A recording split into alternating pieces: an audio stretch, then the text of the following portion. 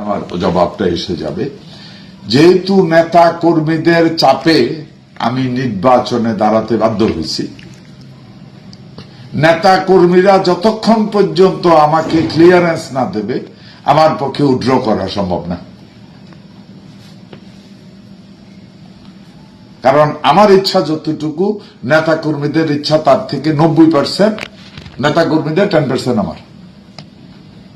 আমি প্রত্যেকটা মিটিংয়ে নেতা কর্মীদেরকে জিজ্ঞাসা করি, বলি যে আপনাদের কারণে, আপনাদের দাবির কারণে আমি নির্বাচনে আসছি। আপনারা যদি বলেন ইয়াসিন ভাই কুইট করেন, I am ready to quit. রাজনীতি আমার পেশা না, রাজনীতি আমার ব্যবসা না, নো প্রবলেম।